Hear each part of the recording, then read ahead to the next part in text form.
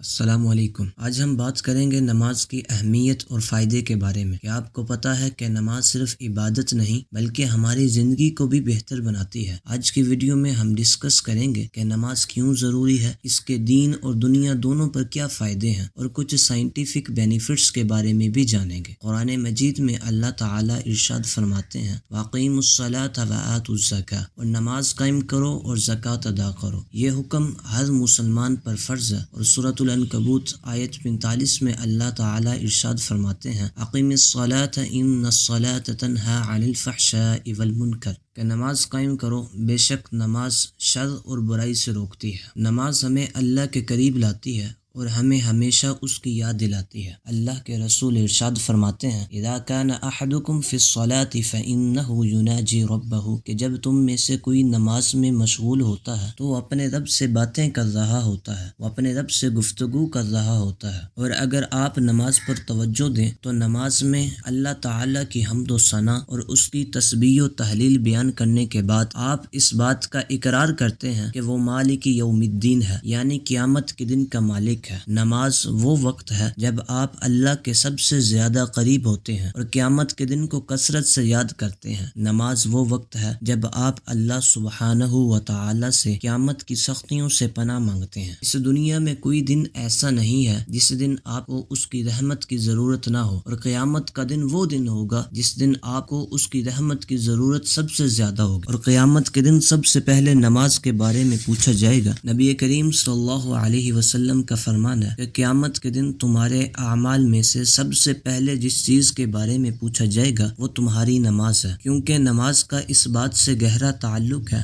کہ آپ نے مجموعی طور پر اللہ تعالیٰ کو کیسے یاد کیا اور اس کی نعمتوں کا شکر کیسے ادا کیا۔ در حقیقت اگر آپ قرآن مجید میں نماز کے سیاق و سباق پر توجہ دیں تو اللہ تعالیٰ فرماتے ہیں، وَأَقِیمِ الصَّلَاةَ لِذِکْرِی، اور میری یاد کے لیے نماز قائم کرو۔ اور اللہ تعالیٰ کا یہ بھی فرمان ہے، بَل لَہ فَیَعْبُدْ وَکُن مِنَ الشَّاکِرِینَ، بس اللہ کی عبادت کرو اور اس کے شکر گزار بندوں میں شامل ہو جاؤ۔ حضرت عائشہ نے جب آپ صلی اللہ علیہ وسلم سے پوچھا کہ آپ رات کو اتنی لمبی نماز کیوں ادا کرتے ہیں تو اللہ کے رسول جواب دیتے ہیں، افلا اکون عبدا شکورا، تو کیا میں اس کا شکر گزار بندہ نہ بنوں۔ اور ایک اور روایت میں اللہ کے رسول نے فرمایا کہ جو کوئی نماز کی حفاظت کرے گا تو قیامت کے دن نماز اس کے لیے روشنی، حجت اور نجات ہوگی۔ اور لیکن دوسری طرف نبی کریم صلی اللہ علیہ وسلم نے فرمایا، جو شخص اپنی نماز کی حفاظت نہیں کرتا تو اس کے پاس نہ روشنی ہے، نہ دلیل، اور نہ ہی نجات ہوگی۔ قرآن کی روشنی میں نماز کی اہمیت بہت واضح ہے۔ یہ صرف ایک عبادت نہیں بلکہ ایک ایسی روحانی اور دینی ذمہ داری ہے جو ہمیں اللہ کے قریب لاتی ہے، ہمیں برائیوں سے روکتی ہے اور ہمیں طاقت دیتی ہے کہ مشکلات کا ہم سامنا کر سکیں۔ نماز ایک روحانی عبادت ہے مگر اس کے بہت سے دنیاوی فائدے بھی ہیں۔ یہ ہمیں سٹریس سے دور کرتی ہے، ہمیں ڈسپلنڈ بناتی ہے اور ہماری فزیکل ہیلتھ کو بھی امپروو کرتی ہے۔ ریگولر نماز سے ہماری ڈیلی روٹین میں ایک نظم و ضبط قائم ہوتا ہے اور ہمیں ٹائم مینجمنٹ کرنا بھی آ جاتا ہے۔ نماز ادا کرتے وقت ہمارے جسم کی نقل و حرکت